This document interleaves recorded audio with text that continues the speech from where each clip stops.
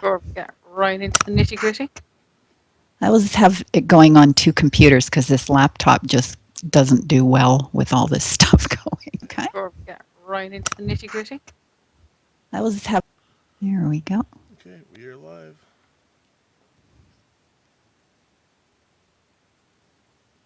Okay. I'm going to reload this page as well. So I'm flying fairly blind here. I just have the Mac software window up. So if things are looking wonky in the stream, I'm not going to know unless y'all tell me. Yeah, you just I think we're having a commercial. Yeah, you just let me know when you want me to switch back and forth. Okay. And everything I have tonight is just going to be inside of the software, and possibly in Photoshop as well. So I won't be bouncing back and forth into the client tonight. Okay. Okay. Oh my gosh, this looks so in cool. Photoshop as well. Ew, and a little creepy. Yeah, I aim to creep people out. This is good, except he lost his texture here. Yeah, so right now I'm just on Dark Age. So. Okay, well, Carol, you can say when you think we should start it. Yeah, go for it. Go for it. I'll do my official introduction. Okay, here we go. Hi, everybody. Welcome to Dark Age of Camelot podcast. My name's Lovely, and tonight I'm being joined by fellow Knight Andom, Carol, the community lead, John Thornhill, one of the producers, and our very special guest, Greg Grimsby, one of the artists from Dark Age. Hey, Greg. Hello. Thanks for having me on tonight. Glad you could come and join us. This is the second time Greg has been on. The last time he gave us a bit of a demonstration for the terrain editor, and he built us a tavern. I'm not sure why he picked a tavern. It was kind of a little telling, maybe. Yes. And he showed us some of the legendary weapons, which have actually now gone live, and that was pretty exciting. And tonight we're going to have a look at some of the basic animation and character model creation. So I'm super excited that we're going to have that, and I will just hand that over to you and let you get going. All right. So let's share my screen, and we'll take a look at a couple different parts of the character system. I'll give this caveat. I'm not going to show everything. Even though it's an old system and it was revamped, it's pretty complex. But what I hope to offer everybody by watching this tonight is just an understanding of how we do some animations, how we do some of the texturing, how some of the characters are constructed. So you'll get a better sense of how things come together to create these characters that you love and you've played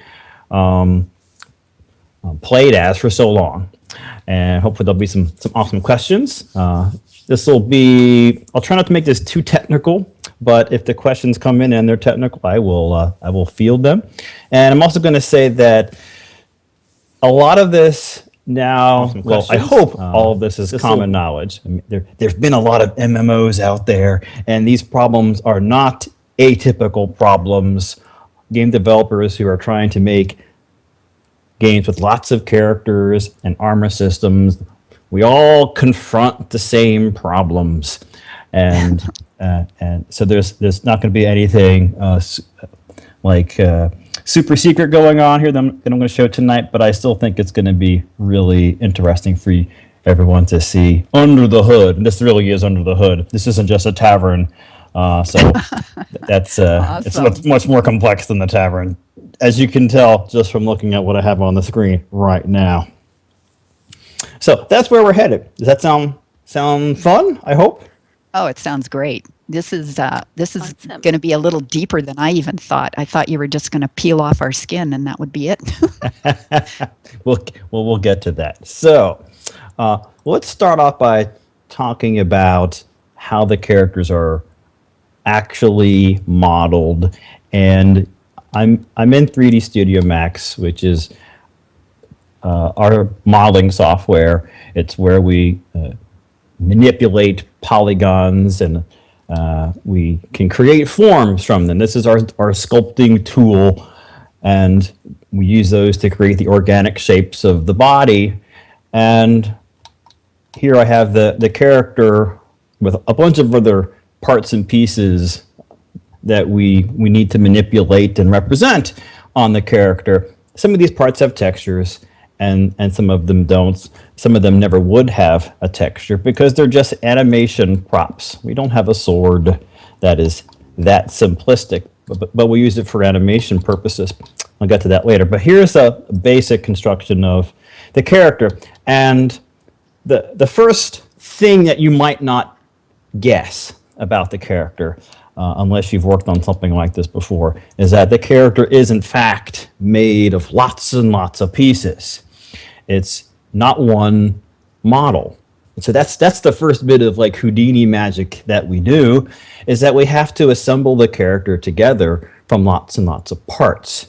And once I've made that statement, I think you players can go, well, right, I can see why, but let's talk about that in some more detail. Yes, we have to break our character up into lots of different pieces because we have an armor system, and you use different kinds of armor on your character. You work hard to get certain pieces of equipment, and you want to swap them out, and they have different bonuses or whatever. They look cool. So we actually have the model broken up into those different pieces, and you can just think about your inventory, all those slots. Well, the ones that have actual physical armor representations, those are separate model pieces. And that allows us to take, for instance, these gloves or these arms. And the texture on here is an old development texture. It may not even be mapped onto the model correctly, but I just put it on there. Okay, so here's my question. Do you start off with like, can you see my hands? They're waving in the air. Do you start off with like a series of polygons that would be the model without any armor, and then you go layer upon layer upon layer? Is that how we're looking at that? Okay, so that's how we actually model the character. I don't want to get into, well, we start with a box, and then we add edges, and then we make a hole for the arm, and then we add some lines for the pecs, and we do some extrusion for the belt. That's like way into the depth of the process. So I'm just going to say our modelers do some awesomeness, and they make these different pieces that are anatomically and maybe more importantly at this level of detail, volumetrically accurate. Okay. And then what we'll have, and this I can speak to, we'll have something that looks actually more like what these gloves do. We don't have any material applied to them, so they're just gray. And we check that topology, and we make sure. I'm going to let the stream kind of catch up here. So this one piece, this glove, once we model that hand, and we have to model with a lot of different considerations. We have to model it so that it has edges where joints are. Right. And that's something that I always tell artists and my students as well, is if something needs to bend, there has to be an edge there, or it's not going to bend. So for this hand, we have very, very particular cuts that we put in so that the fingers can bend in the correct place. So the modeler, they have to think about anatomy and joints and places where, therefore, things have to bend. And of course, they want this glove or this helmet or this sword to look like whatever our reference for that object is. And at the end of that modeling process, all we have is just a model, and it doesn't have any actual surface color information. Yeah. It's just gray. A hand, or it's just it's almost like gray clay, at that point. And once that is done, whoever is supervising the process, whether it's a lead artist or a lead technical artist or an art director, they will just evaluate the model as it stands and make sure that it is meeting all the specifications, and that includes both aesthetic and technical. And for a character system like this, in a game of our complexity of Dark Age, there is a lot of technical things that have to happen. And one of the things that we certainly have to wrestle with, and any character system that uses a similar piece system, you have to wrestle with the seams.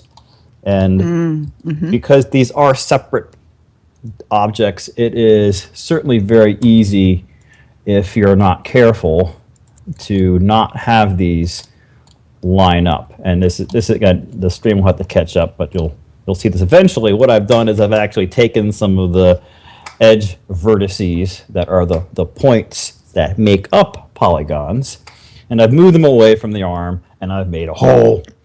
And that's one of the technical things that our artists have to watch out for, is they have to make sure that these points are in fact snapped to line up, so that when you're playing the game, you don't know, you have no clue, hopefully, that we've actually constructed the model of these separate pieces because we've made them look seamless. So, and once you do that on this particular model, that seam will stay where it is, even when the thing starts moving and stuff?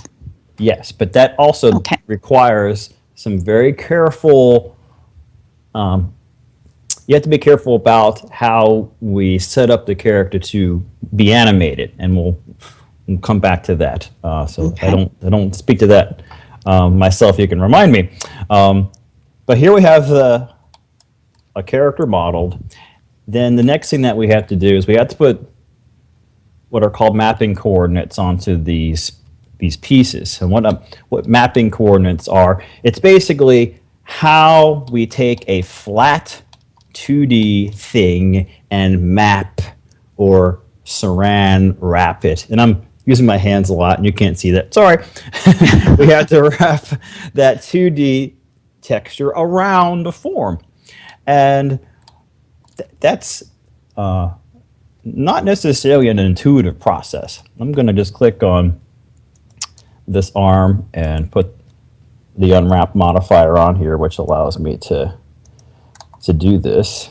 And let's see if I can pull up the arms. Okay. And I'll let that sit up there for just a second so it catches up. But this is an editor that I have up now, which allows me to actually manipulate the mapping, or another word we can use for that is a correlation of the points of the model to the texture. And as I'm just kind of manipulating and moving these around, you can see that I get very unawesome results. But what I'm changing is I'm changing where those vertices point to on the texture. And that's mapping. And generally speaking, artists hate doing this because it's not fun when you have a really complex model. But it's just one of those things we have to do. And if you do it well, nobody knows that you did it. It's one of those hidden, unfun things. If you don't do it well, it shows up as smeary textures or inconsistent resolution or clarity across the parts of the model. All kinds of different artifacts that you get if you don't map it well. So the next stage, that second stage, is to create those coordinates and to get the polygons to align up with the texture. Now the texture doesn't actually exist at this point. You've taken something like this glove and you have unmapped it into something nice and flat that you can imagine bringing over to Photoshop. I'm going to focus in on the head. I have to say I did none of these textures. So all these textures were done by talented artists who worked on, in most cases, this was all Catacombs revamp texture work done by our character team. So I'm not taking credit for any of this awesome work from back in the day.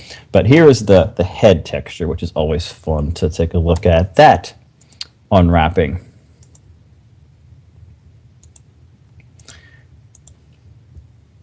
So you're peeling the skin right off the guy. Yeah, so here I've peeled his face into this flat surface. And that allows me to go over into Photoshop, and I've got a flat image that I can draw right there in Photoshop. And it's more intuitive. It then feels like I'm painting on a canvas. Or a portrait. It's a very natural way of drawing is to have the flat surface, the flat flat portrait looking at me, and then I can paint eyes and nose and mouth, and it feels very correct to me. So in the unwrapping of the head, it's not just the face. I mean, we have other parts of the head we have to account. So we have the eyeball stuck over here in the corner, and then there's some teeth down here. I don't know whose teeth they were, but those were somebody's teeth. And we have Mad creepy. and then there's the ear over here, and we just kind of stick these in different kind of available spots that we have in the texture, so that it all fits into this one head texture.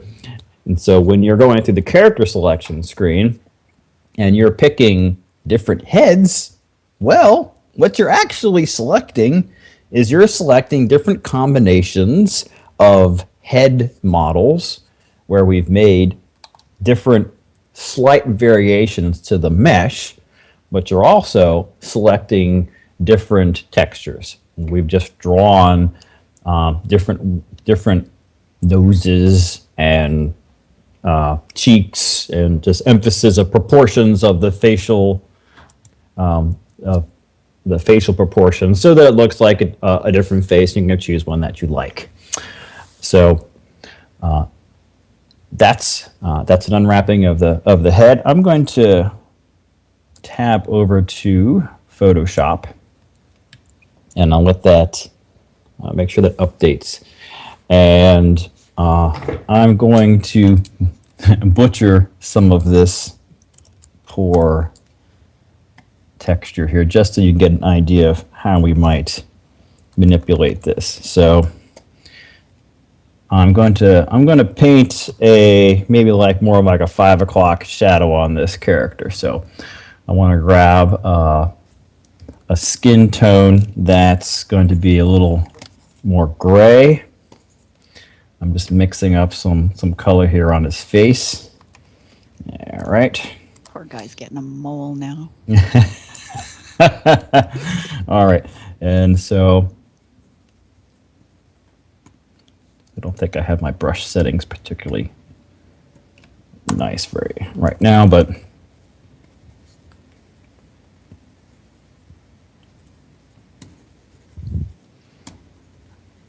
and what I'm doing in my radio silence here is I am just quickly painting in an area where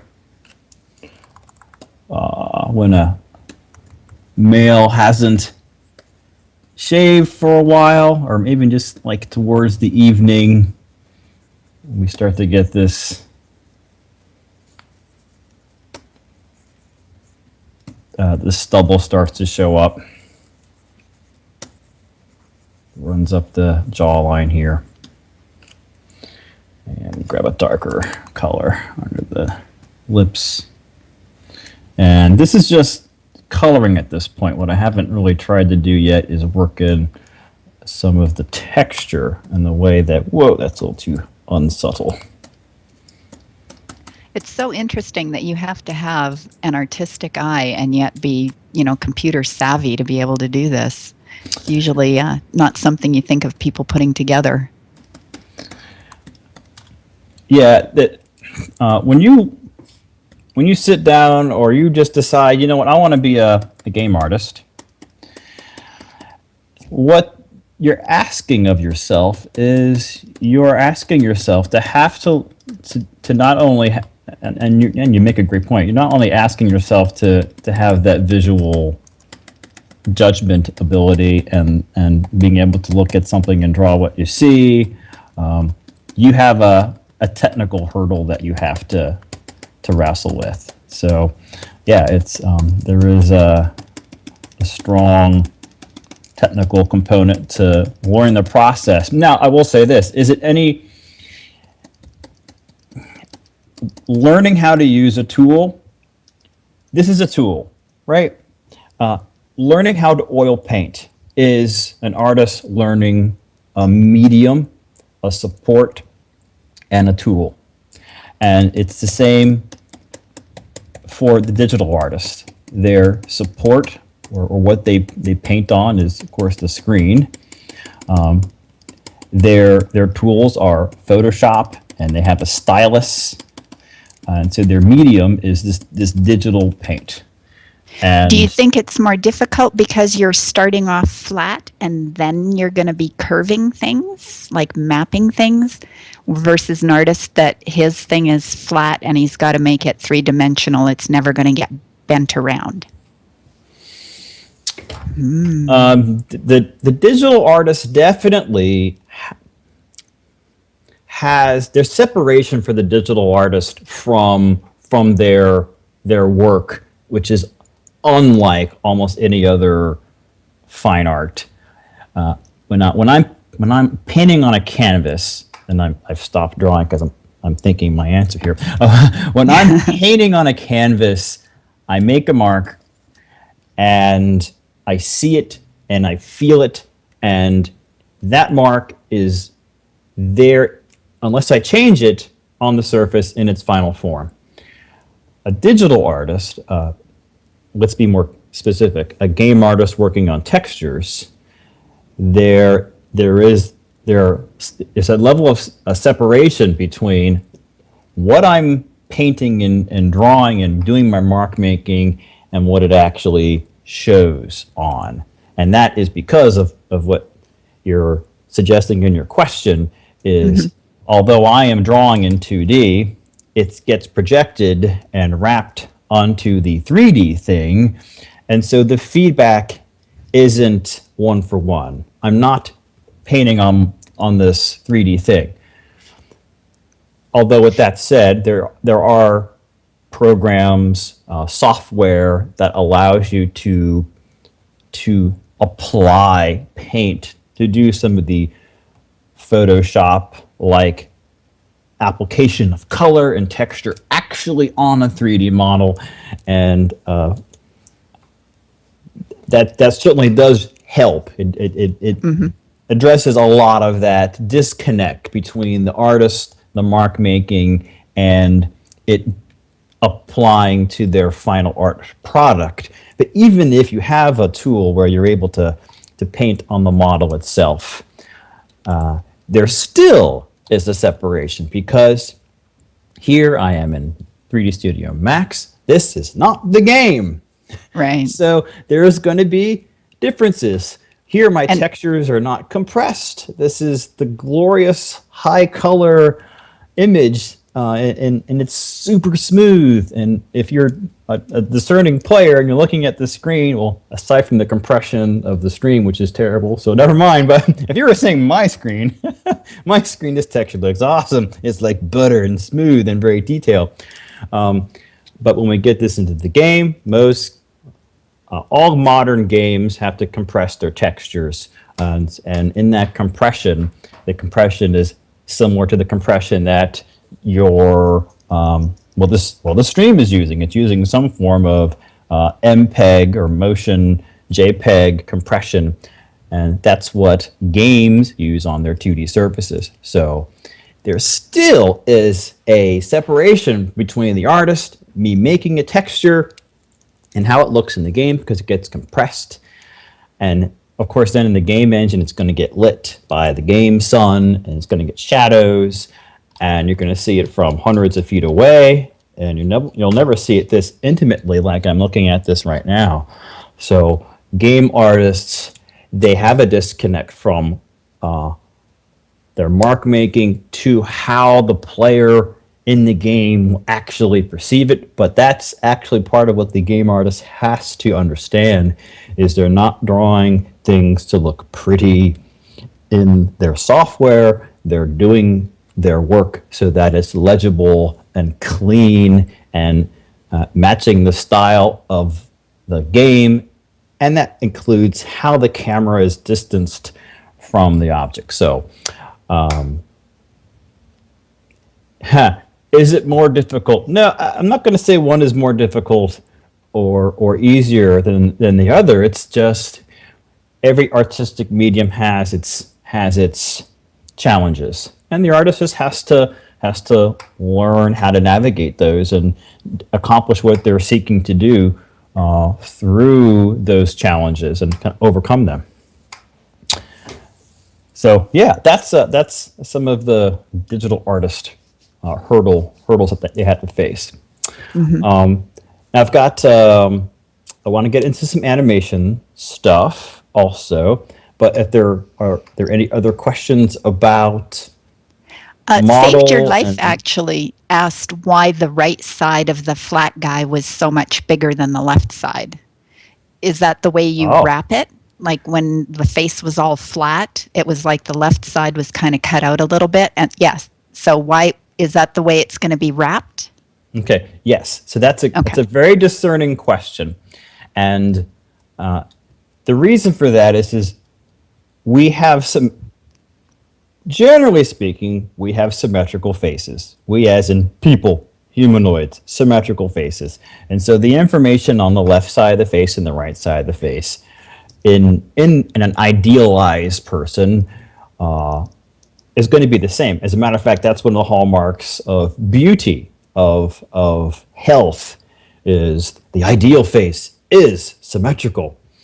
So then you might ask, okay, well, if it's symmetrical, well then, yeah, why do you need this stuff over there on, like, past the symmetry line? Well, this allows us to do things like scars that go through the eye or beauty marks. We decided that we did still want the ability to address the face uniquely in any way that we wanted as a portrait in this space. So I can make a new layer, and if I did want our character here to have, you know, the horrible axe wound going through his eye there, I can create that without it appearing on both sides. If we had a symmetrical texture and we didn't have this asymmetry, we would not. We'd have scars going through both eyes, and you would look really fake and awkward. So. Oh, okay. So if you had this split rather than what you've done, whatever you do to one side would happen to the other side. Yes, I'm going to see if I actually can demonstrate this. So I'm going to save this, and we'll just make this podcast, and wish me luck in finding that back over here again.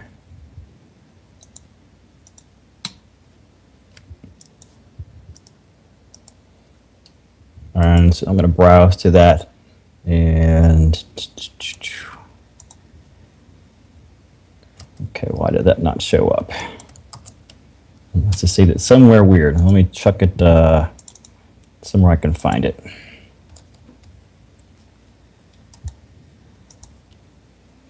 There it is.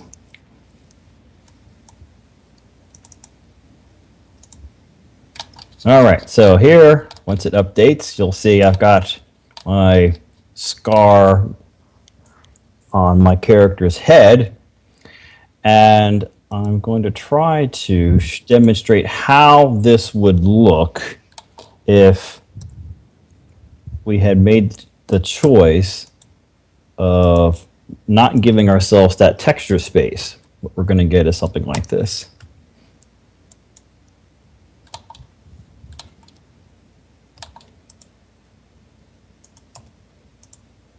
So once that updates, you're going to see why we have that little space on the other side of the head, was so that we would be able to have asymmetrical qualities on the face. However, we don't want to waste all that space, go back to Photoshop here, and have unique texture across the side of the head and the back of the head, because that would tend to not be important.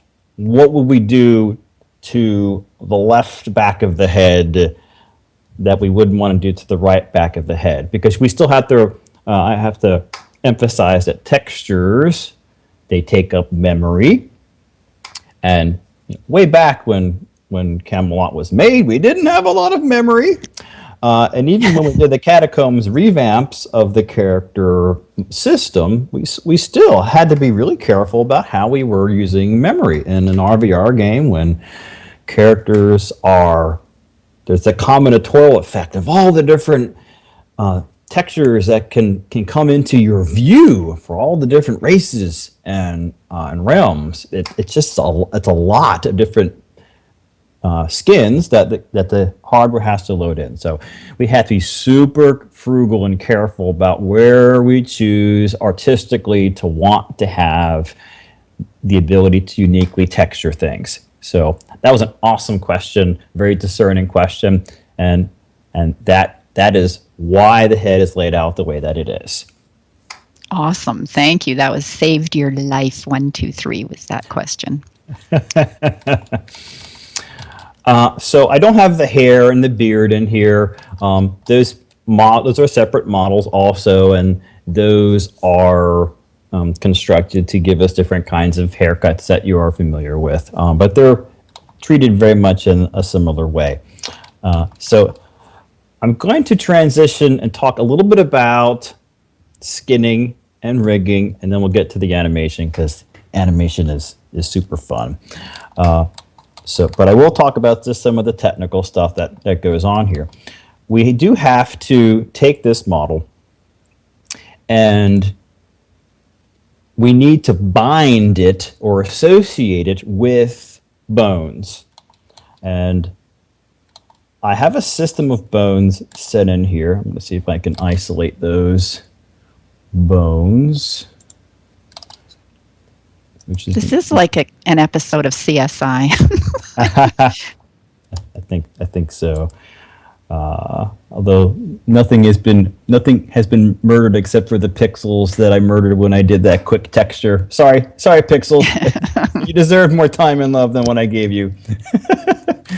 All right, so here we have a bone structure, and these bones are what we animate. So the structure of this set of bones matches our own bodies, in that we have a foot, and yes, let me get out of this one mode here.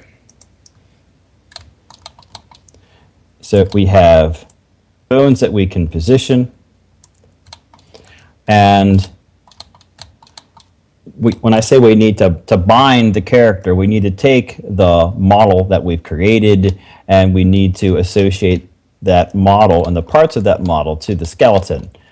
And that way, when the skeleton moves, the correct parts of the model will move as well. So I'm going to go ahead and unhide everything again. And so in the case of the foot down here, the polygons on the foot have been bound to move with this foot bone, which makes intuitive sense. But it's not just the foot moved, the foot bone moved, let's move the foot. There's a lot more subtlety to it than that, because our bones in our body, of course, our joints, they flex. And so we need to have some subtleties to that and some blending. So what I'm doing here is I'm bending his toe, and the person who does this is called skinning, and they're the modifier that allows us to bind a model to the bones is actually called skin. So there is skin, and I've got a list of bones, and these are the bones that you might expect the foot to be influenced by, and the bone names are fairly intuitive. We have a thigh bone and a calf bone, a foot bone, and a toe bone, and so the artist responsible for this is a technical artist on a large team, on a smaller team. This could be the animator who's doing this, and they will assign, even down to the vertex level, what vertice moves with each of these bones, so that we get nice, believable bending of the different body parts. Certainly, you think about the upper torso and all the flexing that can happen in our upper body. We need to be able to get that nice, smooth, organic flexing, and that takes a little bit of work. I seem to have two heads in here. Hello. I've got I have a second. quick question about that, not to take you too far off on a bunny trail, but okay, this is like looks like a tall human type guy. So if you've got a kobold or a lurricane, do you use this same thing and just shrink them down, or do you start from scratch and make a little teeny tiny lurricane? Okay, that is an awesome question. I'm going to answer some of that. I will say I still believe there are one or two things that we do at Broadsword that were, of course, done at Mythic that I think were extremely stinking clever. And I'm not going to say those things, so sorry. But I will give a kind of more specific things that I think typically game developers do. For any creature, you're going to tend to have a new skeleton that matches the proportions of that character. If you have a dragon, of course, you're going to make a dragon skeleton. So these bones are going to be positioned and rotated to match the proportions of a horse or a dragon or whatever. And that is the same for the character races. And even the genders. We do have to create a skeleton that matches the proportions of each of the different races, and that certainly is that's common practice for any kind of game character system. So yes, we do have to create a set of bones that matches. But of course, what we try to do is use the same exact naming convention. So that the foot is always called the foot, and the hand is always called the exact same hand name, and that does allow us to ultimately share animations across, if we wish to.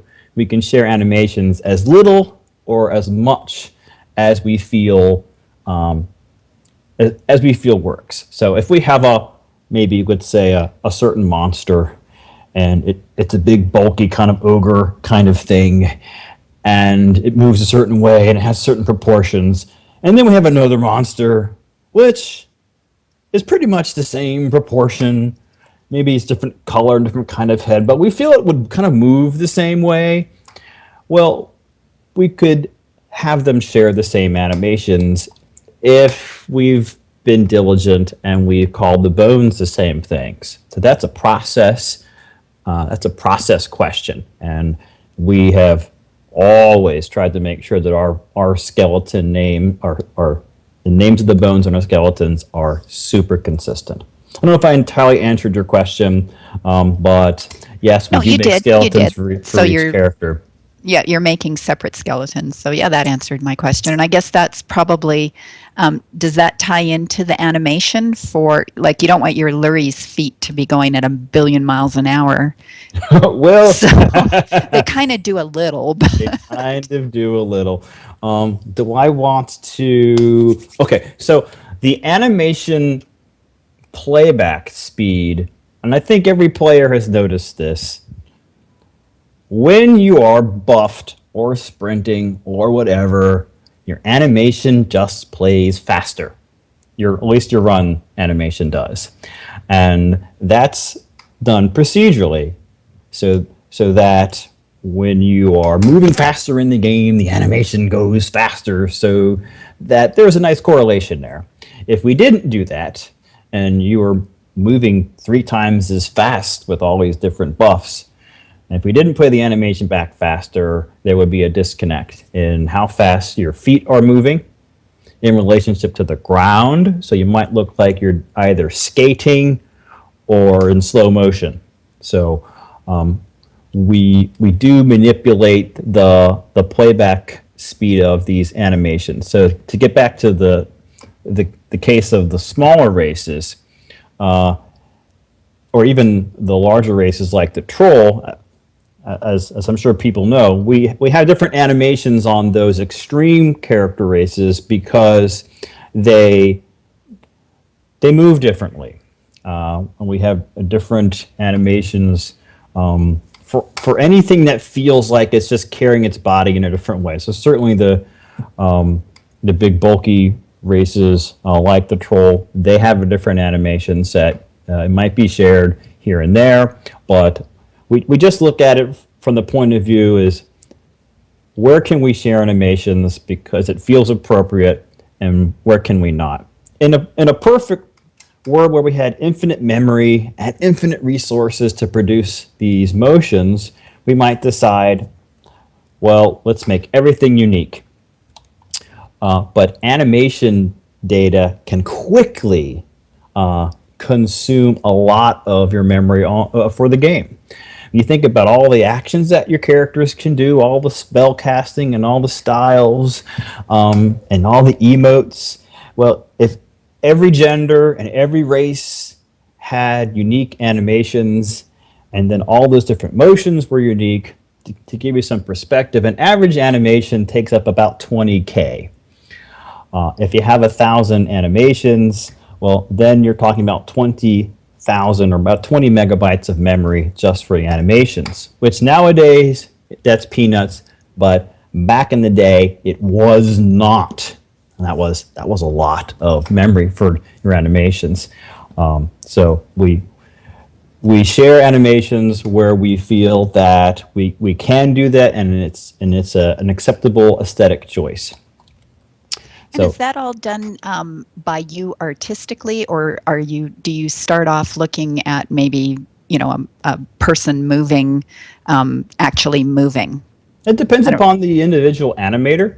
Okay. And how they like to approach animation. I like looking at reference, but I don't need reference. I know some animators they do like looking at animation reference if for no other reason than for inspiration, even if they don't really use it one for one.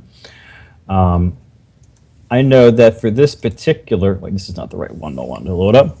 I'm going to load up another animation here and show you that. But depending upon the animation that you're trying to do, you might actually want reference. And I definitely had some reference when I worked on the last batch of emotes that we put into the game. I guess it was about a year ago, maybe just over a year ago or around a year ago, we put in about, let's just say 12 new emotes. And for those, I had some reference. I'm going to load up this one. This is the correct actual character. So this has got some screwy mapped textures on here, so let's just blot those out. And I'm going to do a little bit of animation just so you can see how this process works. And let me get this skeleton ready to actually behave itself. All right, and you might recognize this animation. This was one of the emotes we put in again, about a year or so ago. And for this, I clearly had some reference. I had a visual target I was trying to accomplish, and I may or may not have also galloped around the room myself with a video camera to make sure that I was doing it correctly. And I think that's one of the most used emotes in the game. I swear it's hilarious. and if you don't like it, I apologize. But well, I did it anyway. So there you go. So that's actually a great example of reference. Sometimes you're trying to do something very specific, like a certain combat move or a certain gesture, and you really think there's some nuances that if you just do it out of your head, you might be missing. So you just kind of like walk down the hall and go, John, would you mind just galloping by here for a minute? I need a little reference. Yes. It's fun to gather animation reference. So I am going to just do some basic posing of some of the character here, and if this will behave itself.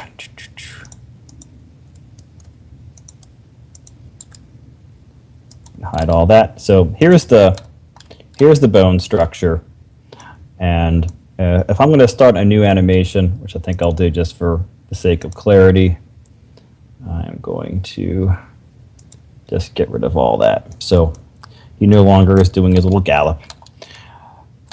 Animation, 3D animation is all about poses. And it's like moving a little action figure, a posable kind of mannequin doll.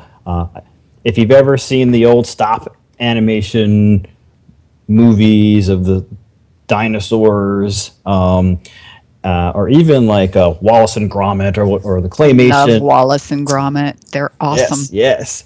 You've seen an analog version of what we do as a 3D animator, where they move an armature or clay to hit certain poses. We do the same thing in our software.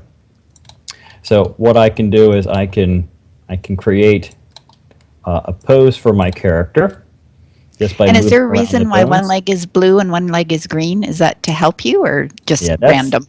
That's to help me separate out the left side of the body from the right. So we have one color, the color-coded left side of the body versus the left versus right, and then the neutral tan they are not symmetrical parts. They're just like the middle of the torso and stuff. Bumbles would like a showgirl leg kick if you could. 1.121. I mean, okay, I thought you were asking for it now, and I'm like, okay, the pressure is on. I kind of was actually. I don't know if I can do it that quickly. Okay, you've given me a goal here. We'll see what I can do as I kind of talk over the process. But so just like the claymation, or even some of the animations in Star Wars, like the Tauntauns and the Anet Walkers back in Empire Strikes Back, they're just moving a thing, a skeleton, through various poses. And then once they have those poses set, the animation, the software will interpolate in between those. So we have to just create the actual basic positions that the character needs to be in for this. Now, I would pull up some reference for the showgirl to get this right. Let me hide the shield. All right, so if I'm happy with this pose, then I can take the whole character and I'm going to copy and paste. Somewhere ahead in time, and if anyone out there is an animator, please forgive me. I swear I'm better than this, but I'm just doing this to demonstrate. But there's another pose. Awesome. Okay. Obviously, what's not going on here is there would be some. I guess they don't actually kick out right away. They go up and then they go out. Do they go? Like I'm thinking of the Rockettes Radio City Music Hall. There's your reference. Like that? They go. Yeah. I don't. Oh my gosh, that's okay. awesome. Well, just know that I can animate better than this. But that's the idea, and you can see that the software, as I play, is interpolating. I only had to pose this pose and this pose and this pose, And then the software does all the stuff in between. It does all the stuff in between. And oh, isn't that boy, neat? there's a big danger of oversimplifying. There's a lot of work to go from just a couple of positions to getting an actual sense of weight, not just physical weight of the character, but weight transfer from one foot to the next. And then, of course, we have these lovely cloaks, and so we would have to animate the cloak to bounce correctly with the kick, and we would have And to what about animate where the weapons end up and stuff? Because they don't just hang stiff, right? So would you move all that? the weapon attaches. I don't think we typically animate. We animate like the pauldrons. So these are our pauldron bones up here. Okay. So this would bounce up and down as the character bounces up and down. So there's a whole slew of secondary bones. Here's a forward loincloth bone that we'd have to animate, and here's a beard bone, and then we have the hair, all these hair bones. So we actually have to animate the full set of every possible accessory that a character has. Whether your character has it or not, we of course had to animate it because some character is going to have it. And so we have to animate all that. So I think that's what I wanted to go over in terms of animation and creating characters. Any other questions? I do have one more question for you. Once Okay. you've done this animation, now you've got to make it fit the terrain as well. Is that like a huge question, or is that something easy for you to answer? So when you say fit the terrain, maybe you could So- describe that a little bit more. Okay, so there's the guy, and he's going to be running along, and he's going to go up and over hills and down hills and all that. Okay. Yeah. Yeah, that's all handled by the code. Okay. The game client itself, basically, it has a point for where the character's feet are. It has an origin position, and it understands, and we as animators, we know that position is our assumed ground. And so when your character is moving over this terrain, basically we do a raycast that is a technical term for let's cast down and find the collision, whether it's the terrain's collision or the dungeon floor's collision. We cast that ray from the character's point down here at the feet, and we see what we hit, and we want the character to be on that surface. And when you jump, we translate that up and down procedurally, and the server keeps track of some of those movements as well. But that's all some client, some server business. The animator doesn't have to worry about anything other than making sure that they are really careful about this plane. This represents the ground, and when we animate, we want to make sure that those feet are planting on that ground, because we'll know that the game client is doing its best to make sure that the character stays on there. And as an older game, Dark Age of Camelot doesn't have some of the new spiffy ways of handling feet. So our feet might do some of this if you were on an incline, some of that, but that's a more technically difficult and computationally expensive thing to resolve. And if you have hundreds of characters running around in RVR, we don't think players want their frame rate impacted, because we've decided that it was important to make sure that this foot actually went down and hit properly. We felt you probably would want your frame rate instead. hopefully You're we made the probably right right. choice. Yeah, So, I'm going to say yeah. awesome. Well, that kind of answers my question, and I want to really thank you for showing us this. This was just fantastic. I could keep going for another 2 hours with this and ask you millions of questions, Awesome. but I really appreciate you coming and showing us this. So thank you very much. Yes, thanks for having me. And if any other inquisitive questions come your way, I will field them as best I can. That sounds great. I'll email them your way. Alrighty, sweet. Okay, thank you so much, and thank you everybody that was watching. And that's it for this time, and I will have you back for something else. All right, cheers. Sounds Thanks, good. guys. All right, good night.